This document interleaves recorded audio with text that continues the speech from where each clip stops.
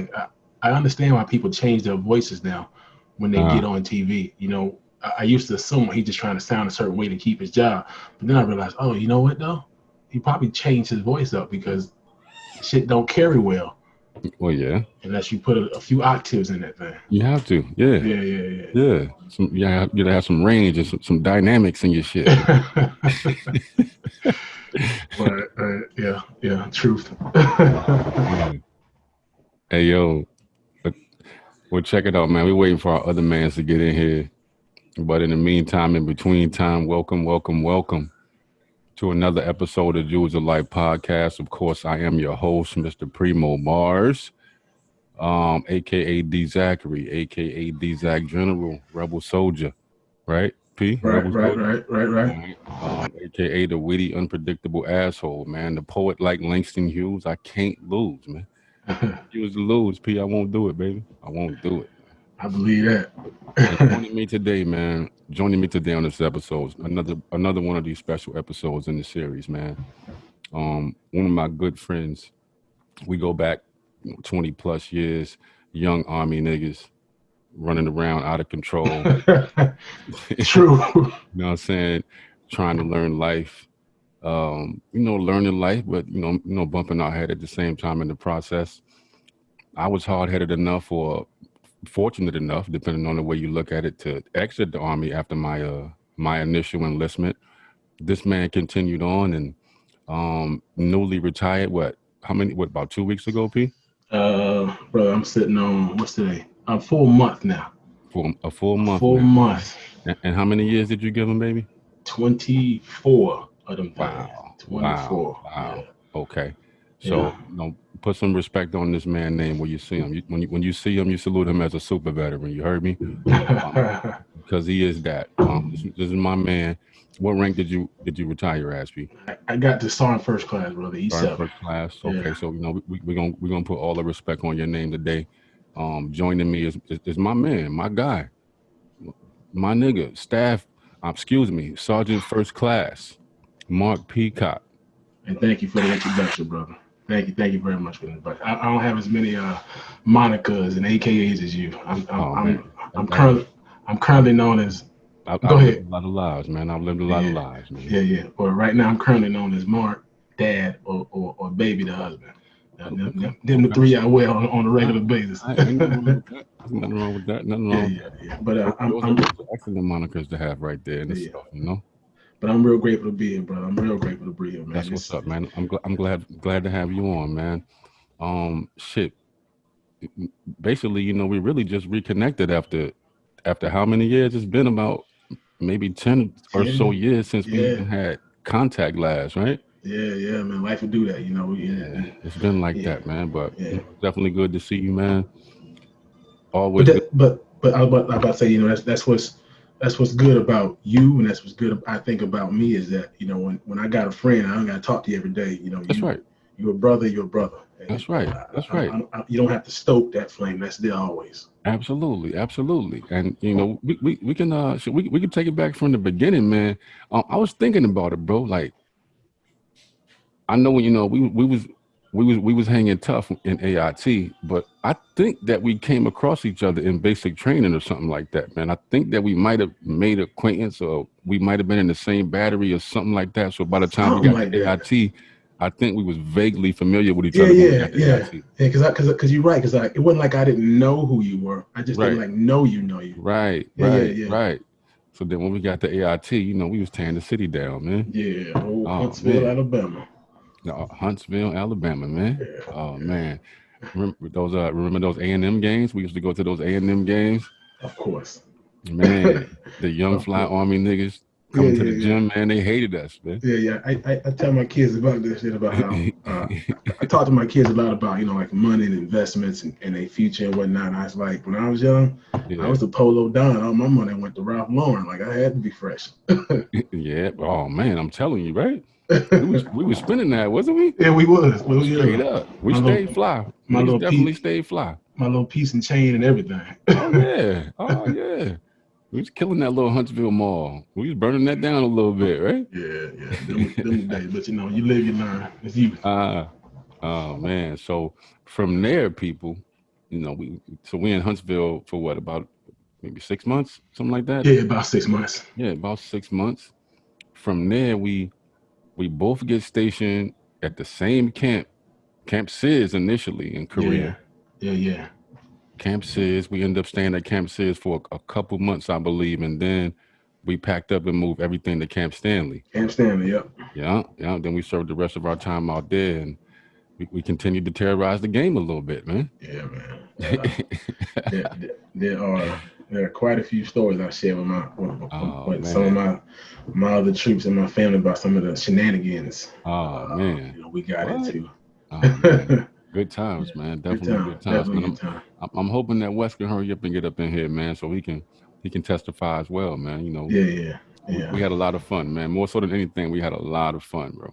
Absolutely, as you should in your youth. You know what I'm saying? I do remember.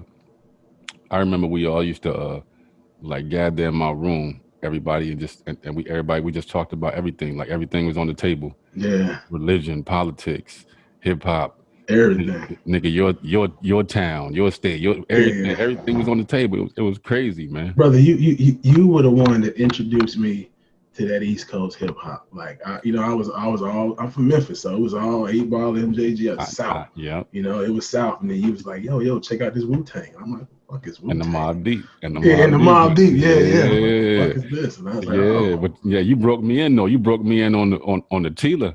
Yeah. In Alabama. you who was that? Ivy? You're Ivy. Yeah. Y'all broke me in, and y'all broke me all the way in on that down south shit. I had to cave in. I was like, all right. All right, I'm rolling with these cats. All right. So from there, but I was always a 8 Ball MJG fan though. Anyway, you know what I'm saying. Yeah. But I didn't, you know what I'm saying. Like a lot of the South music, I wasn't really too much of a fan of until our escapades, man. You know what I'm saying? No, I dig it. I was the same way. If it wasn't like, I remember Rakim and KRS-One and all those, they get in everybody deck, right? But after that era, it was kind of like, when the South started making their own music, I just stopped listening to everybody. I was like, oh, that's cool. Light, MC Light, yeah, I dig that. But check out this Gangsta Boo. That was what was, you know what I'm saying? It was hard South. too. Yeah, definitely hard. But and then you pull me aside and pull out a few tapes, and that Mobb Deep, it rang really well in the ear, and I'm like, you know what? Let me open up my horizons. Yeah, man. I was like, listen, P, listen to what they say, man. Listen. Yeah. A lot of fun, man. Matter of fact, you introduced me to Nas and Jay-Z, as a matter of fact. Yeah, man. Yeah, you sure did. You was one. Oh yeah. I think you put me on the 3-6 for sure. Yeah, I was not listening to 3-6. I don't even think I had even heard of them at that time, man. It was like 96. I hadn't even heard of them, bro. Yeah. Man. Man. So, those are jewels right there, man. Like when you connecting, that's one part that what happened like early on, Young and AIT, when we connected, that was a different experience for me. I was out of my box, you know what I'm saying, learning new shit with y'all and shit out, we was all out here in the world together, like doing some shit we had never done before. Just like So that was a grand experience in my life, man. I can never forget that, bro. Yeah, that first year and a half in the military, hanging with you and Watkins, and just going through all the little different things we went through, that definitely opened my eyes to how much of the world I had no idea existed. How many people are out there, like different kinds of people. Yeah, different kinds of people are out there. Ones that look like me and ones that don't, just different. It was I'm exceptionally grateful. Yeah, man. For the introductory into life, and man, at that time too, like the world at that time. That was a wonderful point in time. I think we had the best music. We had the best music, just like I want to say this too, right? It's even during that time, us being young. I'm about the career side, and let me know if you agree with this. Now, when we got over there, this was like the middle location, like Wu-Tang was popping and all that about this mid 90s and shit like that. So there was a little bit of like hip hop influence over there. I think our class of the military, like us like really brought that real, like that 96, 97 era over there. Like I think that solidified when Korea fell in love with our Brother, culture for real. I absolutely agree. I think our time, our era was Hmm. like the era that changed the world. I Oh really yeah. feel like that. Oh yeah. Oh yeah. The world was like, oh, damn, that's something over there, Oh yeah. and it absolutely evolved the world. That's It real. it it. When I went to Kuwait last year, I was over there for a year, and it was just so unbelievably surprising to me because I went to Kuwait twice, right? Hmm. The first time I went to Kuwait was in 2002, right after the war started, and I went there, and it was a war zone when I went there. So it's literally missiles coming in and Mm. planes taking off, and everybody worried about gas and all this nonsense and all this stuff. And how long ago? You said a year and a half ago? Yeah, and then I went back again a year and a half ago, Okay. and it's a whole nother country, right? It's like I go downtown and get a shawarma and go to the mall, and I was just looking around thinking, damn, look at the influence Yeah, man. that exists in this place today. Man. And a lot of that stuff is like it absolutely was leaked in from our era. Oh, yeah, well, yeah, man. I think that it was maybe a little bit of it before us, but like we was that hip, like we was them hip hop babies though. You know what I'm Yeah, saying? yeah, yeah, We was them hip hop babies that carried that hip hop flag on us everywhere we went. You know what I mean? Like yeah, yeah. I don't think the generation before us, they wasn't really on it like that. You know what I'm saying? They I think I think the difference was that their mindset was this is ours and we're gonna keep it. And we're not gonna take this and we're gonna hold on to what's ours and we're gonna cherish it and we're gonna develop it and we're gonna keep it. And we were like, nah, check this shit out. Yeah, Like man. look what we got. And like we so much I really felt like I know back then like I didn't really give a damn about what you thought about me or what this person thought. Like if I like this, I'm gonna do it, I'm gonna wear it, and I'm gonna just flash it in front of you. If you don't like it, you don't like it. And Right. just so happens that motherfuckers liked it. Oh Yo, snap. what's up, nigga? What's good? What's good, fam? What's What's up, happening, brother? baby? Yeah, We in here we here. We go. in here. Yeah, what's Jesus good? Christ. What's good? We still look Ah. good. Don't neither one of you motherfuckers age. Oh, trust me, I'll age if I don't shave. If I don't shave, yeah, you'll see it. You Yeah, grayed yeah. out too? Yeah, man, I'm white. It's all white. Oh, Oh, Santa word? Claus? You It's was a all Santa white. Claus? I got it in my eyebrows. You know what I Oh, mean? Like, word. You yeah, got it so coming out. You got it coming out of your ears and shit too, nigga. nah. Yeah, let me tell you what's wild is I did this car Hey, show with I was at this car show with my son, right? And I was talking to one of my son's friends' father. He was talking. He had mentioned how normally he go to these things with his son all the time too, and we just happened to see each other. So he was talking and stuff. He's like, yeah, it's good to talk to another adult. I'm like, yeah, I dig being around somebody your own age. And he was like, I ain't that old. I'm looking at this dude like, fuck, I'm probably 5 years younger than you, and I know I can outrun, outpush, and physically kill you. And I'm just thinking, oh, it's the beard. Yeah, I forgot. I do look like Grady right Yeah, now. yeah. They got you. They thinking you Mr. Rogers, bro. They think you Mr. Rogers now, bro. Cool though, you rocking that beard though. That it look good though. That should look good. Yeah. I mean, most of what I do look good though. Yo, you came in at the perfect time. Yo, can you hear me good? Yeah, I can hear you. You came in at the perfect time. Like we was just talking about, how I think that our class, when we got over there to Korea, like our class really solidified the Korean culture, falling in love with our culture. You know what I'm saying? Like Oh yeah. there might have been some sprinkles over there before us, but like they fell in love with that shit when we. Oh yeah, cause we rocked it heavy. They had no choice. You know what I mean? Like we made it seen. We made it be known. You know what I mean? Like everywhere we went, just our attire, just how deep we roll. You know what I mean? Yeah, man. Hey, Stomping through their country. but Primo, before we continue, brother, Yes. I do think that the brother Watkins deserves a proper introduction. A proper introduction. You're absolutely right. Okay. 1,000%. 1,000%. So again, people, continuing on with the series, I've already introduced Sergeant First Class Mark Peacock. Another one of my guys here, another one of our guys here, are Army alumni. One of my heroes, one of you guys' heroes, another one of you guys' heroes. My guy, another one of the guys. We started off as young Army niggas, wilding, just being reckless out here and shit, learning life, right? Word. Yeah. Okay, so what rank did you retire as, Wes? Sergeant first class. Sergeant first class. Okay, and how many years did you give him, baby? Did 21. All right, so 21 years.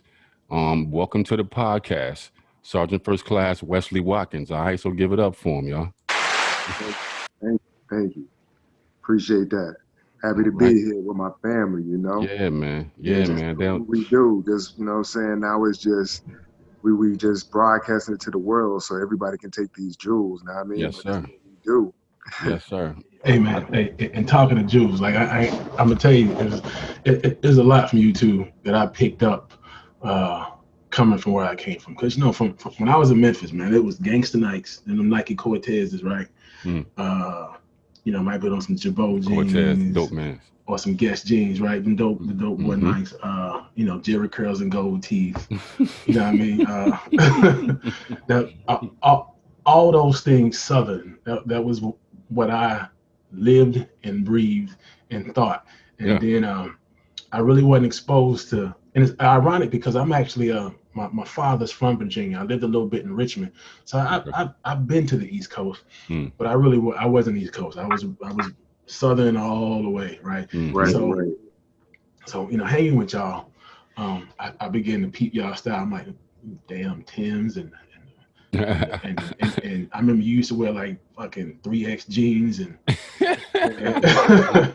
and you couldn't have been more than a medium, but you wearing 3X jeans. You did too. Get out of here. Nothing less. You know what I mean? And straight up. At least 3X. At least 3X. That was the minimum. But P. But real talk though, what you didn't know was we was peeping you too, bro. Of course. Yeah, we was peeping you too, man. Yo, we was peeping your style. You know what I'm saying? Your dialect. Yeah, you know what I'm saying? Yo, your intellect. Yo, you was the deepest of the thinkers, yo. Like, yo, you used to put shit in like a whole different perspective that nobody even thought about. You know what I mean? Nobody even fathomed, like, yo, this nigga Peacock, like, yo. Right. Like, word. Like, like, okay, all right. That nigga used to pull me aside like, Zach, did you ever think about it like this? I'm like, man, get the fuck away from me. Yo, Peacock was that light. You know what I'm saying? Yeah, Peacock was that light, yo. He didn't even give a fuck. You know what I'm saying? Because he'll stand up to a nigga and tell you straight up what it is. All the time. You know what I'm saying? No filter on it. You know what I mean? Like, that was P. Man, and we was just talking about that. Like, I knew that, you know what I'm saying? Because we was at AIT together, man. This nigga was at AIT together. And you know, I think that, you know, we might have vaguely been familiar with each other in basic training as well. But, you know, we was road dogs in AIT. So by the time he came to Korea, like, he was coming right home when he came with us and shit. You know what I'm saying? Yeah. But it ain't much change. I get in trouble I've gotten in trouble probably quite a few times in my career for, I don't know, man, like, it to me, honestly, it didn't really matter for the most part, like what your rank was or who you were. If you asked the question, I'm gonna give you the answer. You know what I mean? And that didn't always go over well. I've been told so many times by my superiors, you know, quote unquote. Yeah, I mean, you arrogant. You know, you need to tone it down.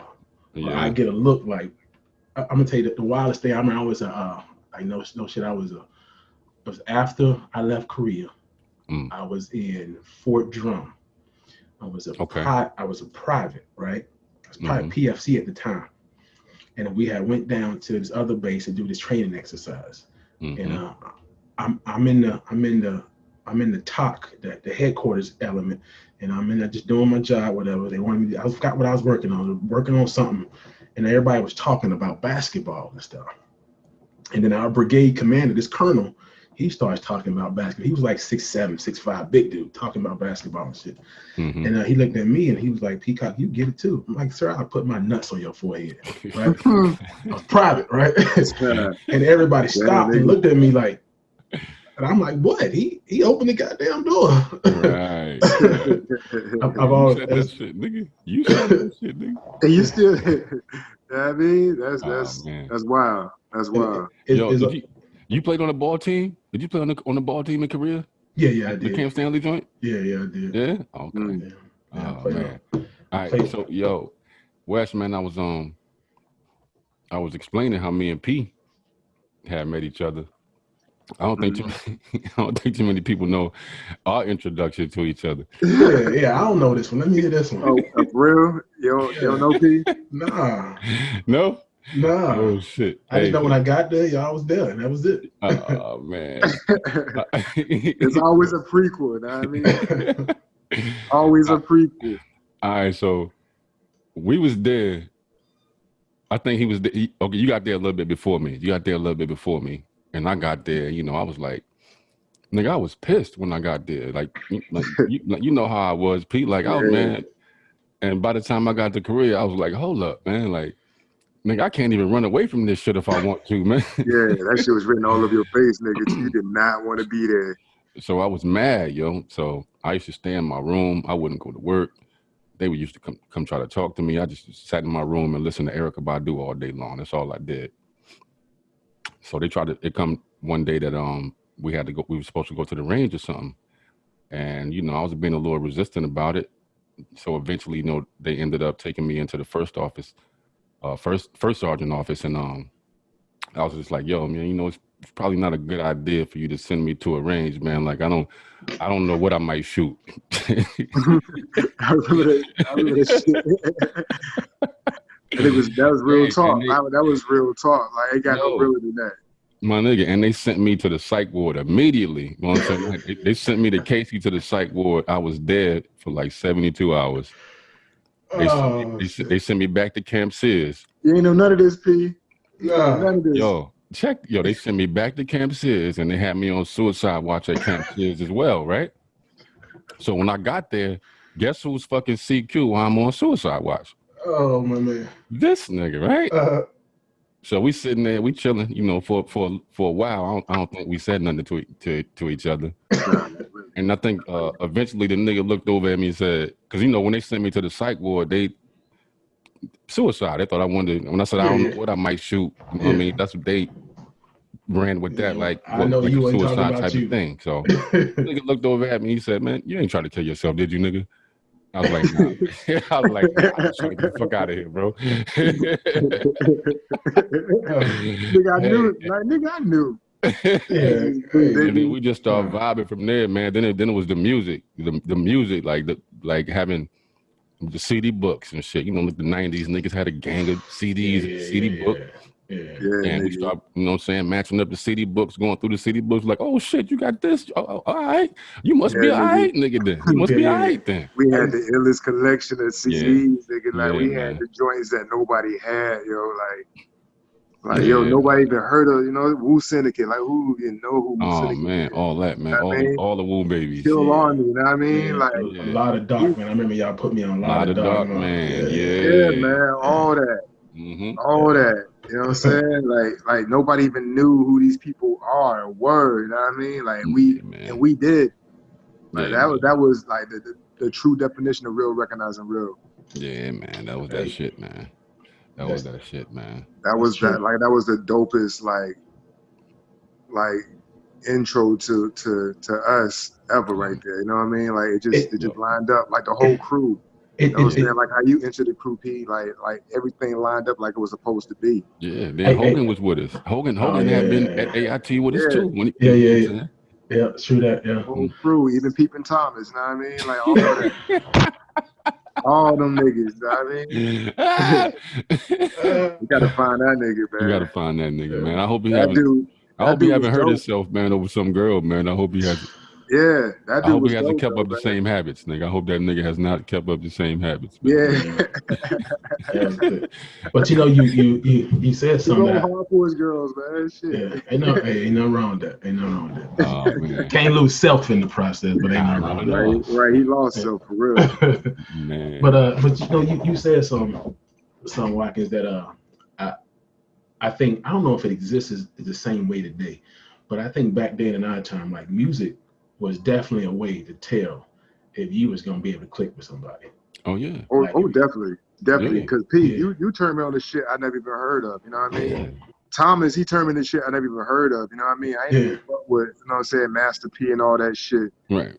You know what I mean? Like, you know what I'm saying? Back that's back when, you know what I'm saying, Screw was in and all that. Yo, you know what I mean? Like I wasn't it, nigga. any of Remember that. we watched Bout It over there, nigga. That shit blew up. I was like, yo, this shit I is didn't even know hell, about any of that. You know what I mean? That like, shit was just so hood. It was like a day in the life of every hood. So I'm like, oh, okay, I get it now. I was feeling it. You know what I mean? And it all makes sense. You know what I mean? Because but that's what it's the same life everywhere. It's just it's different words used to express it. Yeah, absolutely. You know what I mean? And this crew, you know what I'm saying, with the different, you know what I'm saying, dialects and backgrounds that we brought to each other, you know what I'm saying? We all had open minds that we can absorb from each other. Yo, that was just the dopest shit. Like I don't think that can be mimicked. African niggas, we got African niggas in the crew. Oh, and Pofo. My man, and Pofo. Them yellow, them black yo, you remember the yellow sneakers? It's nice. Like, what's wrong with my shoes? What's wrong with my shoes? These are nice. Man, my brother. He was in love with them. He had like man wise back at home and shit. You know what I'm saying? He gave them all up. It was wild to hear him talk about, you know,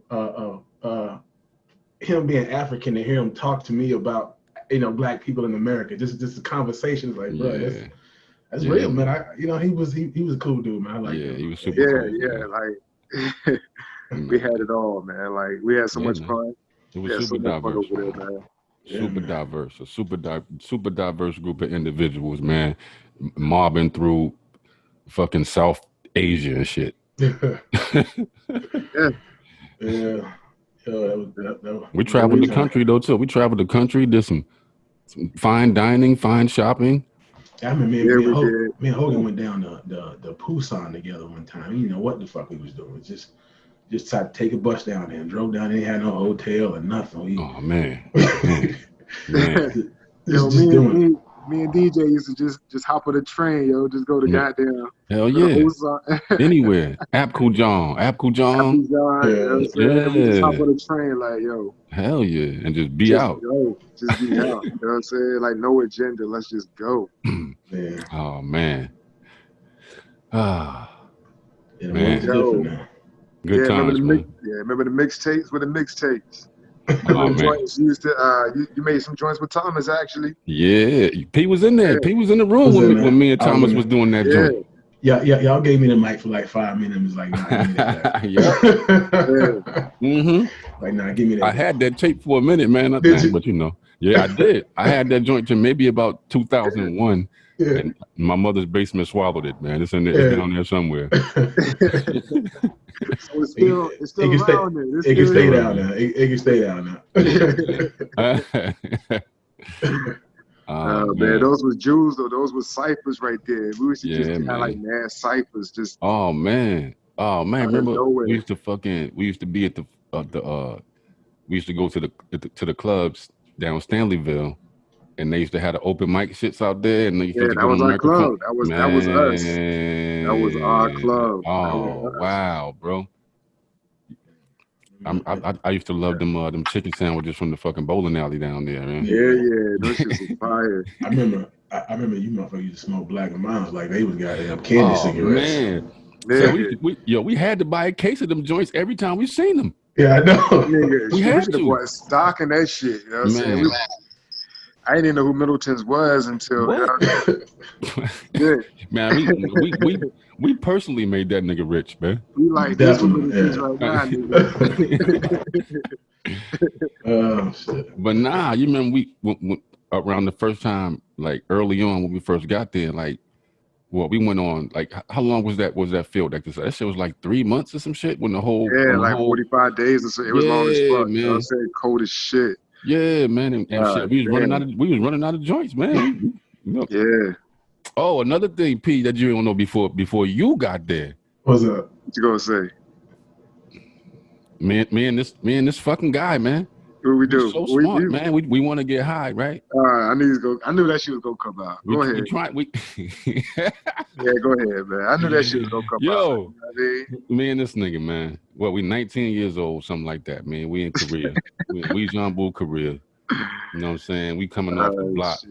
You know what I'm saying? Smoking weed and all that shit. So we thought it was a wonderful idea to smoke herbal tea, nigga, because we thought Real talk. You know what I'm saying? Like, it's tea, it's herbs, you know what I mean? Like, yo, we was like, bro, that shit give you a headache? I'm like, yeah, man, I got a headache, bro. This ain't it. We rolled up some tea, nigga. We rolled it, you know what I'm saying? We rolled up some tea, nigga. Rolled that shit, dip that shit, you know what I'm saying? Then we passed that man.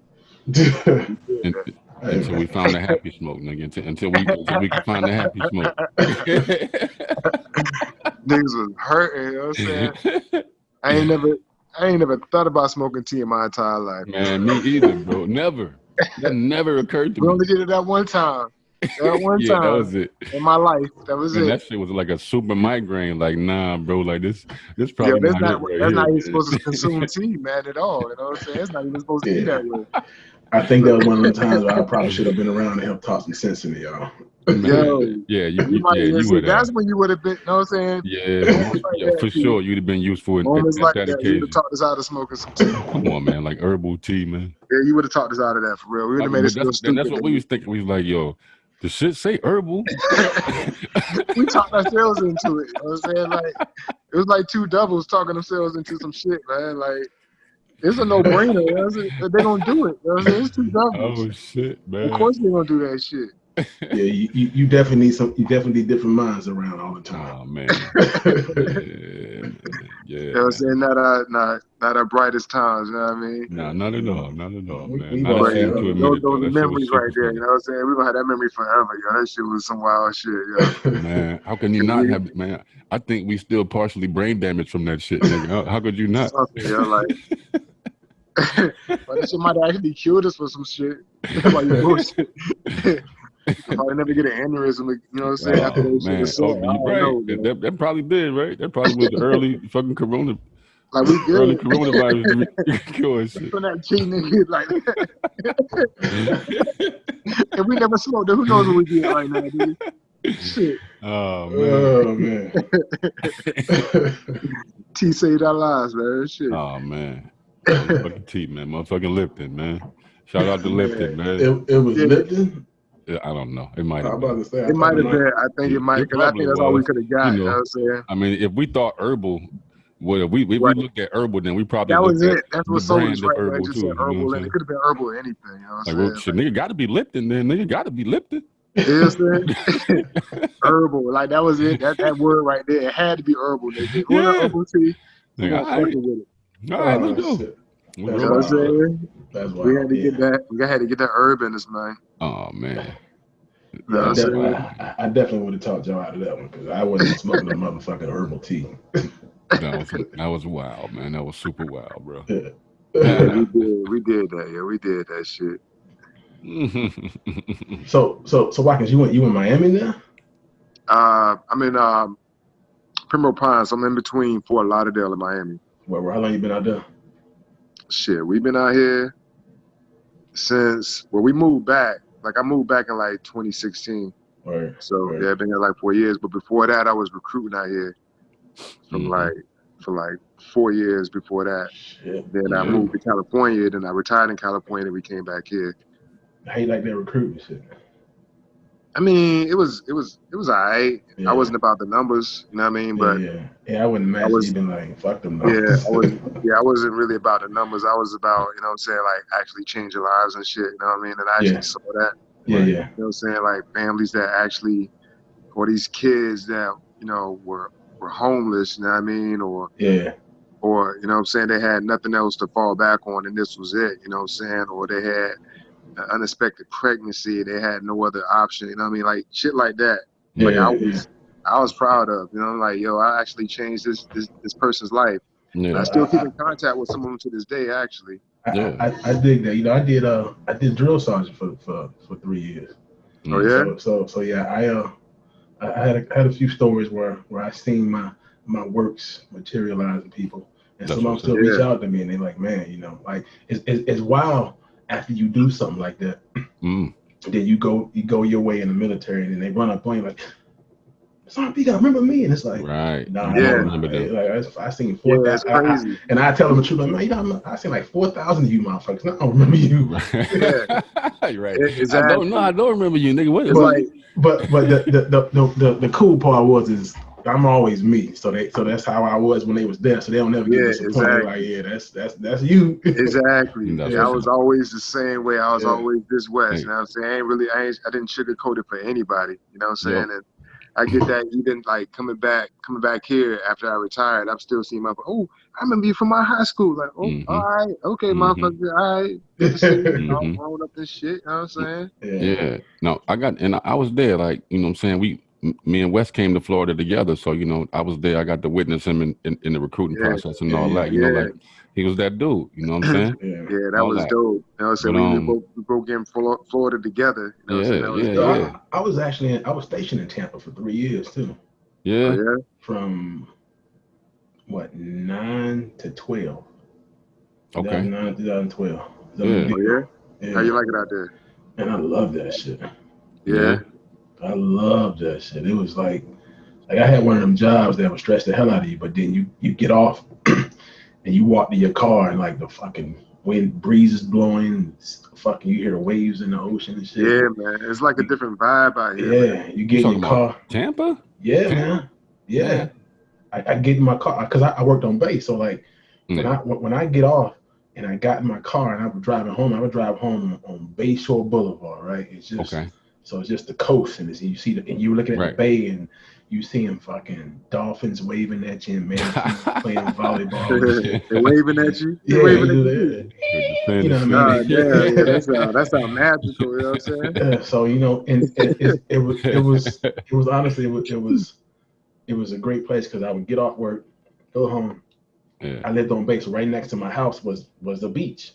Yeah. So my wife and kids, they could walk out, they could walk the beach and fucking catch shoe crabs Oh and all yeah, that that shit. sounds like heaven right Oh, there. that's what's up. Yeah, man. And I picked up golf in my old age, so there was a golf course right See, across the there you street from go. my crib. Yeah, So, we need to go man, golfing. We need to go golfing. You know what I mean? man, You know what I'm definitely. saying? You be on that shit, Wes? A little bit, man. A little Yeah. bit. I took lessons. You know what I'm saying? I Man, think I'm I'm trying alright. You know what I'm saying? I just gotta go from there, man. But golfing ain't bad, bro. For real. Yeah, I would love to get look, on that, brother. man. I I would love to played get on that. my son 15. He's 6'1", and he a football player, but he know basketball was my sport, so he wanted to play basketball with me. So we went out and played basketball. Basketball is not your sport. P.S. Basketball is not your sport. Go ahead, P. I'm sorry. What you say? When we play basketball was a sport I preferred to play, brother. Hey, There you go. so There you so go. I'll go ahead and say Primo game was definitely way better than mine, but motherfucker Oh, couldn't his keep game his was on pants point. up. He couldn't keep his Yo, this pants up nigga though. was His nice. fucking pants kept falling out every time he played though. I know, right? I was too hood for him, man. I was too hood for him, nice but though on I the was killing court them though. niggas though. Yo, you This saw nigga me was in nice. AIT and the career, P. I was killing them niggas. Yeah, you was. No, That was that dude, yo. You was definitely on another level. I can't even front about that. Oh man, I'm old now, man. Yeah, My but that's face what I look was getting at. like my face might kind of look the same, but nigga, I can't move the same. I guarantee you that shit. I went out on this damn court with my son because my son was talking. So, like, and I don't know if y'all experienced this, but my son, right? First, when he was like 12, the motherfucker beat me in a race, and I was like, damn, that's different. So we did it again. He did it again, and he beat me again. I'm like, shit, either I'm getting old or nah.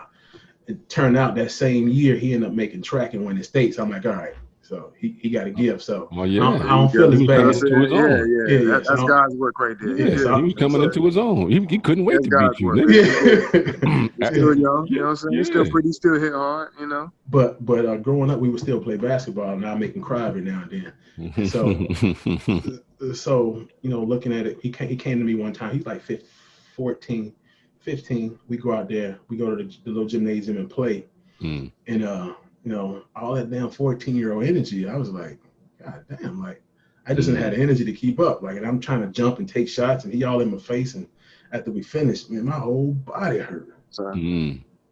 And that's when I decided I'm gonna play golf. No, Right then and there, huh? Right then and there. P was a bully on the court, though. P was definitely a bully on the court. For real. Yeah, he had that size, boy.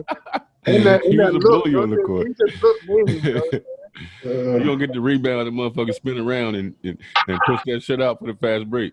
Yeah, I was Meta World Peace before Meta World Peace. Yes. That was him. Yeah, for sure. But now, P, I wanted to ask you this, man.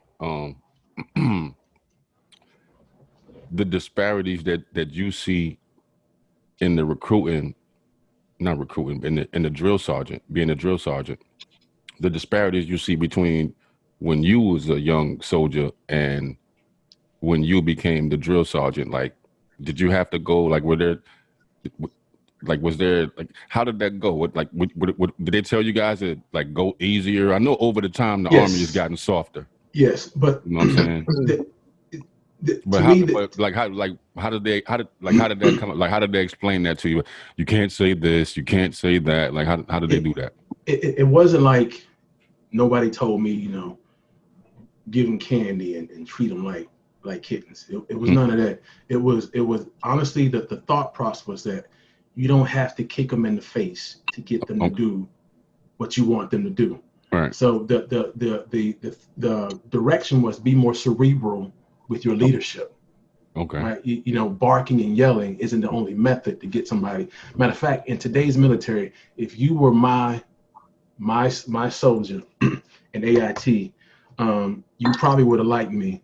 Maybe not like, probably a bad word. You probably would have respected me more than you kind of did when you were in AIT back then.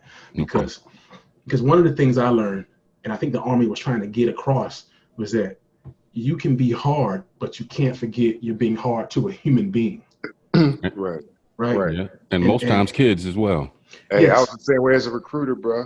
The same way. Right. So like with my soldiers, I was not soft. I was not quiet or meek. I wasn't like holding their hands, but I never forgot that I'm talking to a human being.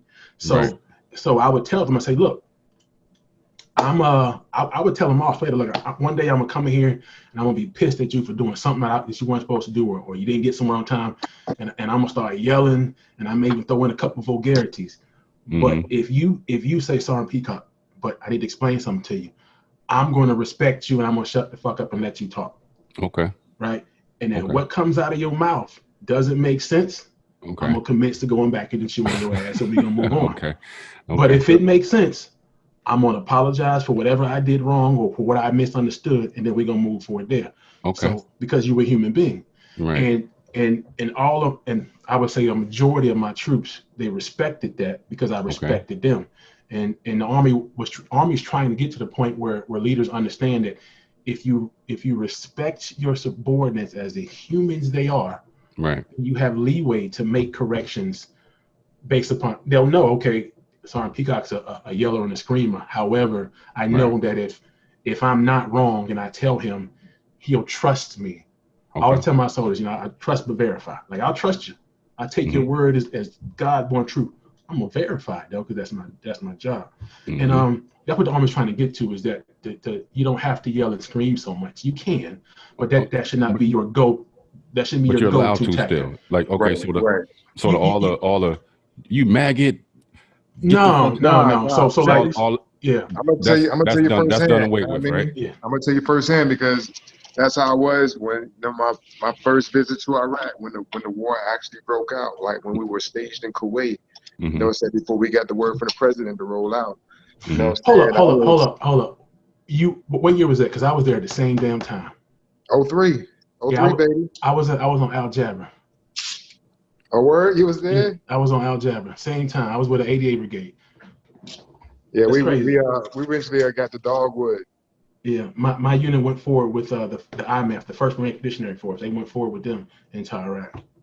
Okay, yeah. So you know. Yeah, but I'm sorry. Go ahead about your story. Yeah. So you already know, but you know that type of leadership is not gonna, can potentially not bring you back home alive with that type of leadership. And that's real talk. If you're barking at your soldiers, they can they can have some type of resentment against you, and you might not potentially make it back. Right. You know, and just like you, P, I know you've seen some things. I've seen some things since I've been over there. You know what I'm saying? I've been, you know what I'm saying, there was occasion because, you know, that push from Kuwait, you know what I'm saying, to Iraq, that was nonstop. You know, we got almost zero sleep during that push. And there was one instance where there was a break, you know, we had to stop. You know, we pulled out, you know, and, you know what I'm saying, had the perimeter going on. My soldier and I, we stayed in our vehicle, you know what I'm saying, had the vehicle running prior to rollout. We both fell asleep, and when we both woke up, we couldn't see shit. There was nothing as far as the eye can see. We didn't see any vehicles in the front of us, to the rear of us, to the side of us. We didn't see anything. We didn't know where the fuck anybody was. We was just there and lost. You know what I'm saying? My soldier was going crazy. Like, we're gonna die, Sergeant Watkins. We're gonna die. Where the fuck are we? We're gonna die. I had to shake this motherfucker. Like, listen, motherfucker. Listen. What was his name? Kuchach. Yeah, listen, Kuchach. And I had to hit him. I had to hit him a couple of times. Like, yo, we're gonna get the fuck out of here. I know where the fuck we at. Let's, get it together, because he was my driver. I was the TC. So I had to calm his ass down. Like, yo, let me get the map. Give me the map. I know where the fuck we at. I know where they at. Give me the map. We're gonna be good. Calm the fuck down. We're gonna get through this. So I got the map, and I had to trace the route. I even knew all this shit. To be real with you, like, yo, like, okay, all right, this is where we at. This is where they at. All right, let's go this way. All right, turn. Let's go. Move out. And then we eventually found them. You know what I'm saying? But they straight up left us. We did not know where we was at, and I had to gain control of that situation. You know what I'm saying? Man. And yo, that was some scary shit, bro. I ain't gonna lie. I mean, and that's one of many scary situations, but that was the first one that I experienced over there that we both, you know, fell asleep. It seemed like it was just for like a minute or two. We woke up and there wasn't anybody around, and there was like more than one element there where we were staged at. Yeah. And they all left us, yo. That was the craziest shit ever. Man. Yeah. You got, I mean, you know, you have anything you want to share with them? I mean, because I more so than anything, you know, we got listeners out here, so, you know, I want the listeners to know, and, you know, by hearing these stories from US, you know, any story from that you got, P, you know, I want them to know how real it is. So, you know, when they see you and they say, thank you for your service, they're not just saying that shit because it's protocol or because it's nice to say. Like, I want them to have a feeling or some sort of understanding of why the fuck they're saying that to you. You understand what I'm saying? Oh yeah, no doubt. I mean, I've been in enough situations in my career, honestly, to the point where I guess to me it's just they all just seem like normal everyday activities. You know, I was on 1-5, and I swear to God, they literally shot rockets at us like 20 to 30 a day for like 2 weeks straight. And on 2 occasions, it was close enough for me not to be comfortable anymore, just say the least. I had times where when I was in Afghanistan, it was me. I was in charge of a team of like 8 to 12 people, and we had 2 vehicles, and it was my responsibility to drive out this gate with these 2 vehicles and these anywhere from 6 to 10 of us at a time, and I had to navigate these streets of Afghanistan and Kabul with just us 4. Or just those 2 vehicles, and bring us home back alive on an occasion. And there were times when we first got there. So I would tell you this: I have been fortunate enough to never have anybody, to my knowledge, directly shoot at me. I've definitely heard bullets fly by, but they were every time they've been pointed at somebody else, thankfully. So I've never had them pointed directly at me, to my knowledge. Yeah. But I've been in situations where the pucker factor, as they call it, got pretty high. I remember one time, just all sticking in my mind is the silly shit. Like we go out the gate and somebody says, and I remember the first time when I first got to this element, they were like, all right, we're gonna go out the gate, and we're gonna, because you're gonna be into IC, we're gonna show you all of the routes and the places we go and the things we do out here. Right? And I'm like, all right, cool. You know, we got the maps. We get in the vehicle, and the pre-story is my OIC. I was his NCOIC, and I was on another base. He had another NCO that was stationed with him that was supposed to be like his his right hand man there. Although I was the one in charge for him, this guy was kind of like his right hand man there with him to drive. We was in 2 locations because we were kind of responsible for communications in all of Afghanistan for certain networks. Okay. So I'm at my spot. Well, my partner, he made some mistakes that made my boss feel uncomfortable. He said, you know what, I'm gonna switch you two. I'm gonna bring you out here with me. I'm gonna send him out there with you because I just feel more comfortable in the environment we're in, what we're doing on a daily basis. I want somebody that I can trust to be around. Right. I'm like, all right, cool, no problem. So I come out there. He's like, all right, since we go out the gate on a regular basis and we driving around this place all the time, I want to give you a lay of the land and see where we go, right? It wasn't, I can't say it wasn't that dangerous, but you get comfortable with some shit, right?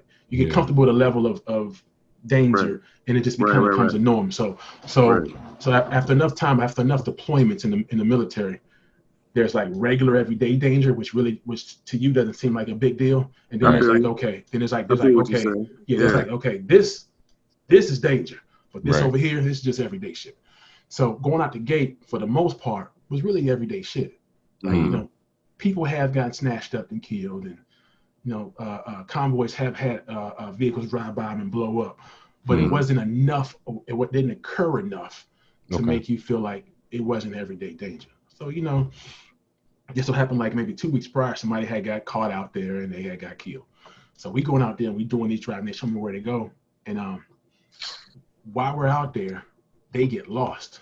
Right? They don't know where the fuck they're going. And this is my first time out there, and I'm not a shy or non-take charge. Like, don't put me in charge if you don't want me to make a fucking decision, right? So I'm out there, and the lead driver says, "Shit, I don't know where we're going. I think we should turn up here and see what happens." I was like, "Motherfucker, no, the fuck we not." I just turn this goddamn vehicle around right now, and it was a colonel. He was like, "What?" I'm like, "Hey, sir, you're not doing this shit with me in this motherfucking car. We going back to the fucking base, and we gonna figure out what we gonna do the right way, and we gonna go out tomorrow." So he was like, okay. He shut the fuck up. We came back, and then I explained to him how we were going to actually make these moves happen from there on out. But for me, it's just always been like silly shit that it always stood out in my mind. I've had shit blown up, and I've although not directed at me, I've had bullets in my vicinity. But those things, because I guess I kind of felt that was like normal every day. That's what's supposed to happen. It's the shit that when my people are doing shit that I'm like, the fuck, like that always stood out in my mind. Okay. Silly shit we do. Okay. No, all right. Well, with that said, gentlemen, I got a question for you guys. Did you see the debate? Did you see the debate? Hell yeah. I did not. I did not watch this shit. I had to see it. Know what I mean? So you got to know your enemy. Know what I mean? Like, but I had to see it. Okay, so that shit was like going out to see some stand-up comedy, my nigga. That's really what that was like. Yo, worse than that, yo. That was like a show that went horribly wrong, but you just couldn't look away. Like, man, so it was a train wreck. So let me tell you this, right? So I did not watch the fucking debate intentionally because I was like, number one, if you don't know who you're gonna vote for at this point, this debate ain't gonna fucking change your mind. Like, we are. It could have. It really could have. It could have. Especially for Black Republicans who should have saw it. You know what I mean? For some people, yeah, I'm sure. Yeah, Black Republicans, they should have. You know what I'm saying? Reconsider some things. I don't believe that they said anything during that debate that hasn't been displayed repeatedly up until this point. You're right. There's no reason to watch it. Something came out like from the horse's mouth that was kind of speculated that kind of reinforced the speculation. What's that? Racism. Whoa. You know what I'm saying? Nothing has occurred. Nothing that either one of them said. Like nothing fucking Donald Trump said. I can tell you one thing he said. What did he say? What? He said, "Stand back and stand by." You heard about that through the news? Oh my God! Yes, I did. He said that. You know what that was about? What was that about? That was about Chris Wallace was trying to specifically ask him, get the president to denounce white supremacy. Exactly. And he wouldn't do it. He wouldn't do it. He was just beating around. He was just dancing around and shit like, who say some names? What you want me to say? Right. And the president said, who? Proud Boys? All right, Proud Boys, stand back and stand by. Stand Okay, back and stand by. right. So And how is then right that? after he said that shit, you know what I'm saying, one of the members from Proud Boys tweeted, "Yes, sir, will do. We're standing by." They took So that as a call to arms. so Word. how is that different from their perfectly fine people on both sides? There wasn't any Well, different. it was directly from the horse's mouth. Like No, it was like, That of shit course came it out of was his mouth seen. too. Trump Of said course it that too. was seen. You know what I'm saying? Like he would retweet the white power shit. He would, Oh yeah, you know what I'm saying? He yeah. would say certain things and all that, and then So he came again, out and say he was gonna make Juneteenth a holiday or some bullshit. You know Yeah. what I'm saying? But him to actually not only not condemn, you know what I'm saying, white supremacist groups, but to tell the motherfuckers to stand by. Yo, Bruh, that shit, you know what the I'm saying, nigga have went black to Republicans rethink their whole shit, like straight up. I know. the nigga went to Tulsa, Oklahoma on the anniversary Yeah, of I the saw it. fucking of the Yeah, Black Wall Street yeah, massacre yeah, in Tulsa and had and I think he attempted to hold a rally that day, but I think yeah. they postponed it till the day after. But Mhm. Yeah. that was on his agenda, nigga. That's flagrant. Like you can't. How the fuck you don't know about that? But listen. So this is what honestly what I think a lot of black Republicans are doing. Right. This is my personal perspective. Candace Owens. Yeah, all of them. Right. I Jeez. think I really think they are trying to convince themselves that there are rational reasons for his behavior. Right. They're trying to step outside of themselves and convince themselves that what we The hear in the yeah, entire Republican Party is doing that. They're convincing absolutely, themselves. absolutely. But Right. I'm gonna say this, you know what I'm saying, and it's gonna, you know what I'm saying, not supposed to give away your political stance, but fuck all that. This is pretty much gonna say it. But South Florida, well, Florida in general is pretty heavy in the red. You know what I'm saying? These motherfuckers out here love them some Cuban. Trump. I'm telling But you, my Cuban. neighbors, they got the little signs posted in their yards, you know what I'm saying? The Latinos big for ass Trump and pickup all that trucks shit. everywhere with big ass Trump and American flags. You know what I'm saying? But at the same time, Florida is a swing state, so to speak. You know what I'm saying? Florida is a decisive ass state. In every So that election, being said, I'm glad I live here. You know what I'm saying? man. So I can put a vote where it needs to go to get this motherfucker out, like Okay. straight up. You know what I'm That's saying? a Like, great point. That's a great point because if yeah, man, that's how I look at things. You know what I mean? Like, you know what I'm right, saying? Like, yeah, we're in the place that we need to be. You know what I'm saying? Because okay. if Florida can go blue, this election is Uh-huh. over. But you know what I'm saying? But it's a lot of strong, All heavy, right. you know what I'm saying, supporters out here for Trump. Well, listen. yeah, Let's take it back to 97, man. Like with the conversation type shit, man. All right, what's your thoughts on, okay, since we're speaking on the election and everything election involved, what's your take on the electoral college, man? How do you feel about that? it's absolutely moronic and stupid. Yeah, it's stupid, man. It's archaic at this point. Its origins, I can be convinced that it may have been a reason for having it fucking 400 years ago or whatever it was, 200 years ago. I'm not even like what are you versed on the origins? Because I'm not even sure like what was the I'm not what I've heard. I don't even know if I've read this. May have heard it in conversation, but it was pretty. From what I've heard, it's based in like the fact back then it was more difficult to communicate and move things. So you had this system that kind of allowed it to be. I count all the votes here, and that this one person can go over there and put it in the box for this whole community over here. I guess it's some simple. I honestly though that's what I'm told, but I really don't believe that any damn way. I honestly believe it was just a process that they figured be a way to control things. What other voter process do you know of on this earth that has that type of shit? You know what I'm saying? It's either, you know what I'm saying, you get all the votes, you win by numbers, or you don't. You know what I'm saying? A race. It's a fucking race. You know what I'm saying? What other voting process? It's a race to a score. You know what I'm saying? Just think about the NBA, right? Just think about the NBA. If two teams were playing, whoever reaches 100 first wins. What type of fucking game is that? Right, like American Idol. Like this was American Idol, right? You know what I mean? Like you throw your votes in there, you know what I'm saying, for your favorite singer. But nah, you ain't get that shit because the electoral votes came in and voted for this motherfucker. Idaho, nah, you didn't get Idaho. But you know some Primo, you said something that I've talked about before about the concept of our election process being called a race. There's so many things about this process that really troubles me. Like number one, right? Have you ever applied for a fucking job and your whole resume was about how much the other guy's a turd? Right. How you gonna get hired for a job telling me about the other guy a turd? Yeah. And the only qualifications for the job is being 35 years of age and an American citizen. That's it. Right. So that's the first thing. The second thing is I personally can't stand the idea of calling it a race. So every race I've won, when I win that motherfucker, I don't owe nobody shit. I won. Right. So I'm gonna do what the fuck I want with my trophy. I won the race. Right? But what we're doing is, in this country, what we're supposed to be doing, we're supposed to be hiring a fucking employee. Yeah. Right. Of the people. Yeah. We all decide the employee we want to have work for us. We ain't win no fucking race. You can hire for a job.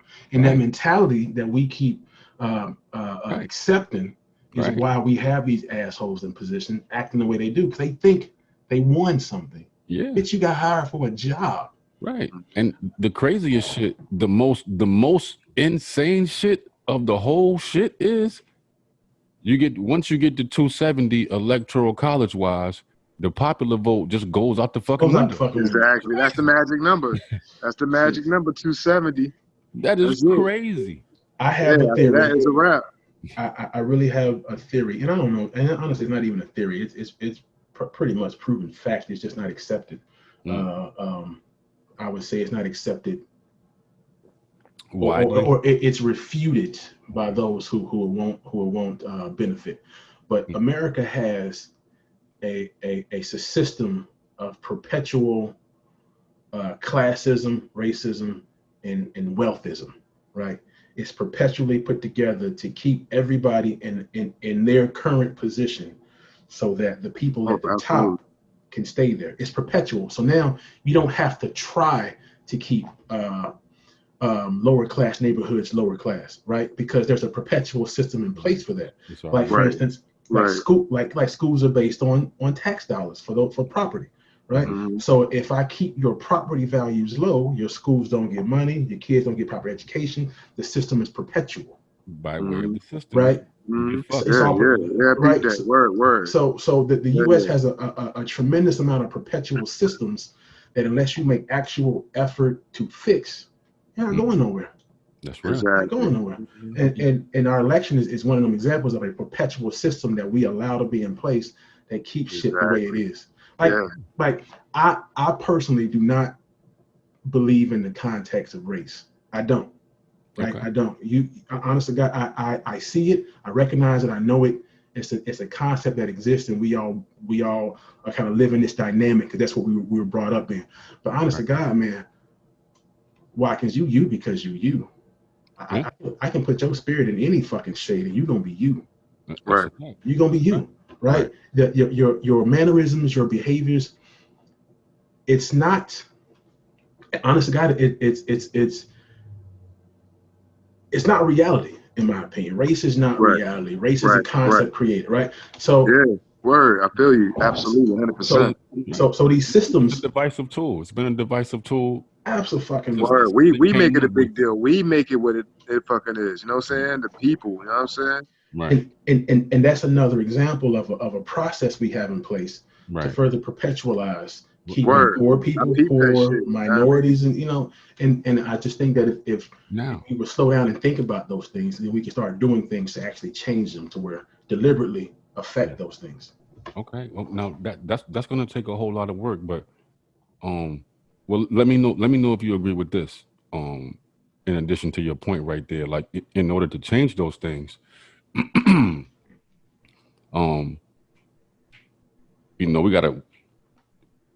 we have to come to terms or come to grips with the system that has been put in. That perpetual system was purposely put in place. Absolutely.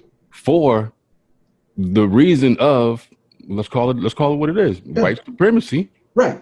It was implemented for that specific reason. Period. Like race and all of that shit was implemented for that. So, right. So if we're ever going to get around to changing that, then that's something that that has to be on the table when you got to recognize it. You know what I'm saying? Right. Like being that way is love. You know what I'm saying? I feel the same way. You know what I'm saying? Race doesn't have to have a factor in anything, but at the same time, man made it that way. You know what I'm saying? So that has to be recognized and addressed. You know what I'm saying? But check it out this way though.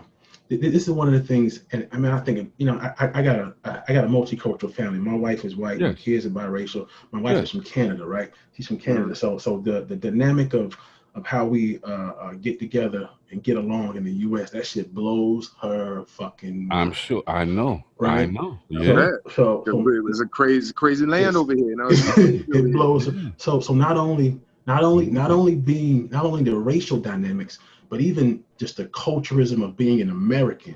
Yeah. That shit blows her. She from Toronto? She's from Quebec. She's French Canadian.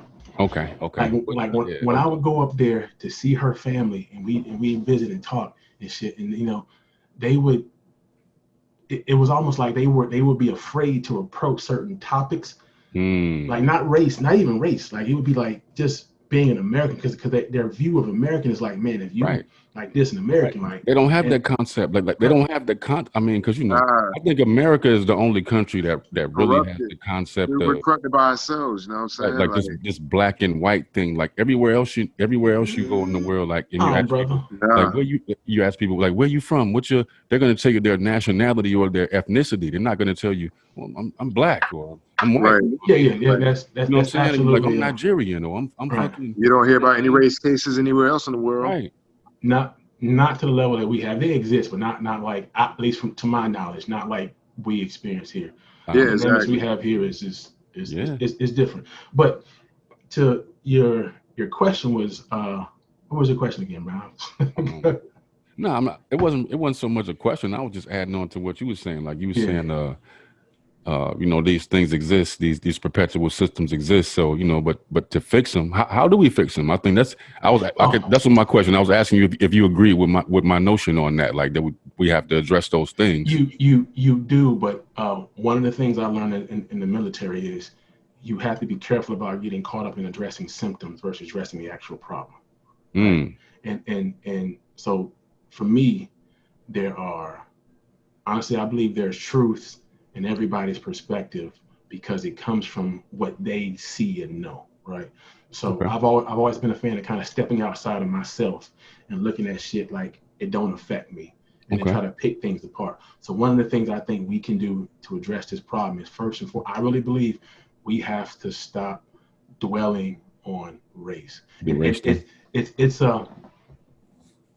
It's a hard and painful scab to tear off and discard, right? Because there's so many things that are deep rooted in our race, right? That kind of guides our behavior and our expectations and what we see in the world. And it's very difficult. The other day I was at work and I would swear to you, I was slighted because of my race. Right? I came home and told my wife about it, that I really felt like I was slighted because of my race, but I didn't say a word about it. Like I got this concept of, in my life, I live in a bubble where that shit don't exist. So I'm not going to respond to what I think might be a race issue with the concept of it being. I'm gonna respond to basically, you an asshole because you an asshole.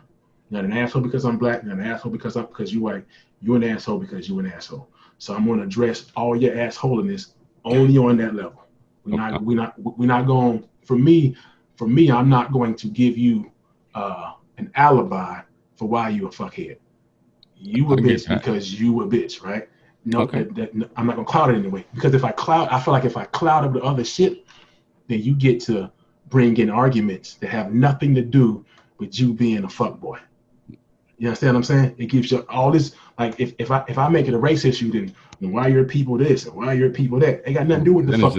It got nothing to do with why you just did what you did to me. So I'm not gonna address that shit. And then you gotta stand on your feet and tell me why you being an asshole for what you did. You gotta explain it in a way that you weren't prepared to explain it. Well, and in my life, you're never prepared to explain it. No, right. And in my life thus far, I've overcome a tremendous amount because I don't play. I won't say I don't play. I try my damnedest. I'm still American. I still have. Yeah. I wouldn't have felt that way if I didn't play the race game. So, right. But I try my damnedest to not get sucked into that. So I think the first thing is that we have to address the actual issues. And the issue is a person's not an asshole or a racist because they're white. They're racist because for some reason they learn that behavior and it's been validated repeatedly. It was acceptable. it was acceptable, right? So we got to address what causes somebody to make them think that it's acceptable. So how do we solve that problem? Well, you're naturally taught that. I mean, you know, you can't. That's not natural, brother. That's not natural. No. I said naturally you're taught that. Oh, taught. Okay, right. So you can go to any kindergarten class around the world and see kids vibing with each other, and they don't understand no concept of race. You know what I mean? That's just their friend. Period. You know, until they're taught something otherwise. You know what I mean?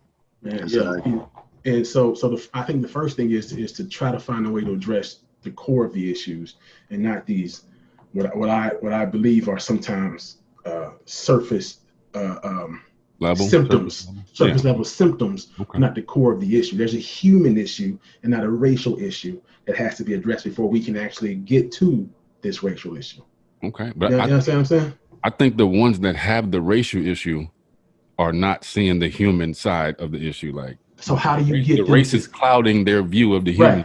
Right. That's why I was gonna add a little something to that. And how do you get them to see that? But go ahead, brother.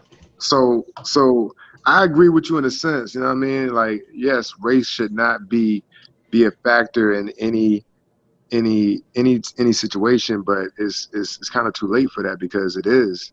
Yeah. You know what I'm saying? Not saying that every black person, you know what I'm saying, hates whites and every white person hates blacks. You know what I'm saying?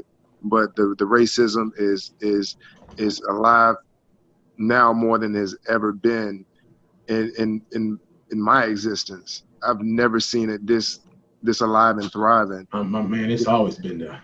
As it is right now. I mean, it's so televised. I mean, and I'm saying that where it needs to start is from the top, yo.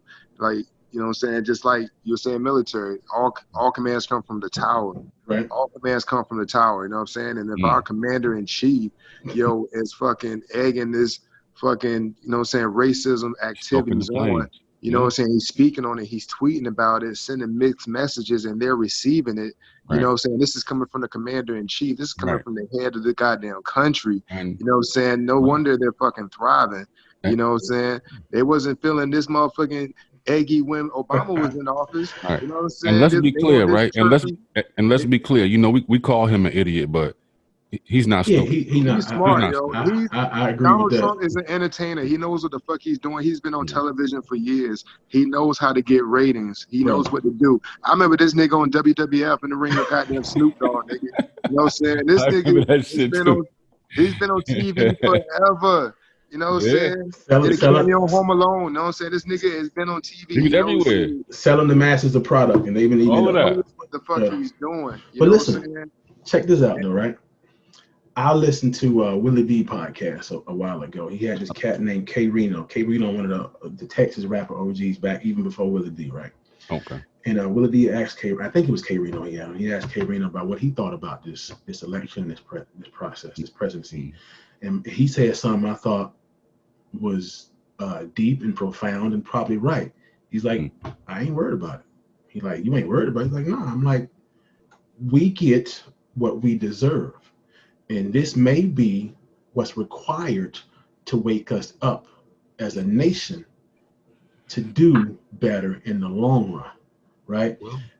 So I personally am perfectly fine with every racist person of any creed and color showing themselves. Oh yeah. Please, I say, give them all the freedom in the world to walk the streets with their flags, the whole nine, so I can see who the fuck you are. They're walking with the firearms too now, P. And they can, so I can see who I'm gonna need to worry about shooting if need be. These are the guys that you're president. Right. And it's crazy. I am fine with it. When have you can ever, you know what I'm saying, think back, when have you ever seen a presidential election turn into a race war? You know what? You know, I was just thinking about that myself, man. Like, I don't know. Okay, now, even the time that we was in the Army. Okay, so Clinton was getting impeached when we was in Korea, right? Yeah. Now, aside from that impeachment, how much did you guys like pay attention to politics in that period of time? None. Neither did I. None. But I still don't remember shit being this contentious. Like I think I started like Obama was running, yo. You know what I'm saying? Even when Obama won both, you know what I'm saying, both terms, I don't remember it being this divided as it is now. I mean, yeah, it was some, you know what I'm saying, some haters out there, but it wasn't this, like that side wasn't this strong as they are now, because they got their man up top, you know what I'm saying? Like, yeah, we thought Bush was an idiot too, but you know what I'm saying? Like, we thought Bush was an idiot. Like, like, you know what I'm saying? They were damn niggas ended up missing Bush over these past few years, but even with Bush, like, you know what I'm saying? Like, niggas wasn't fucking with Bush, but it wasn't a racial divide when Bush was president for 8 years and shit. It wasn't a racial divide. Honestly, to me, it's I really view this as one of those shit gets worse before they get better time frames in our country. You know, and this country has always had those times where shit got worse before it got better. Yeah. Right. And I think this might be one of those times where it gets worse before it gets better. Like one of the things I remember, I think it was The Art of War by Sun Tzu, where I saw this, where they talked about how to overcome the enemy, one of the things is trickery. The art of deception. Art of deception, right? Mm-hmm. These idiots are telling us who they are. A word, absolutely. They're not deceiving us. They're telling us exactly who they are. So for me, I'm like, I'm fine. Please be you. Right. It assists me when you are you. So like I have never been a party line person. I just don't believe that the system, the party system is garbage, right? But these last 4 years have let me know that's what they doing and they winning. So I don't care if Joe Biden shoot Donald Trump in Times Square. I'm gonna vote party line all the way down. Democrat. It's got to be a rare occasion. Except for that guy, right? But I'm gonna. This is probably the only time in my life where I'm like, I don't give a fuck. I'm voting party line. This has got to change. So I'm gonna do everything. Whatever we bring after this is gonna be an improvement. It has to be this, but this has to be ground zero. This has to be ground zero. But see, it wouldn't be that way if they were deceptive. Right, we would not be as up in arms if it was like it used to be, very subversive, very under the covers, the deceptive part. It's a gift and a curse. It's a gift and a curse. Absolutely, it's a gift and a curse. Right? It is, but we're counting on our people to do the right thing. You know what I mean? That's why Trump has a strong Latino support group. You know what I'm saying? Because those people they vote. You know what I'm saying? White people they vote. Other ethnicities they vote. Black people we're known not to vote. Right. You know what I mean? That's why this election, and I apologize, Primo, for turning this into a political ass episode. Listen. The bio in the podcast says we discuss everything. This is a conversation with my friends, and the very last line says it's just my humble opinion. So anything that we say here, it's all under the guise of that. So that's what we're doing. This is how we talk in regular conversation anyway. So that's really what the vibe of this podcast is. It's me having my conversations with my guys, man. Yeah, absolutely. This is what we do. But you know what I'm saying?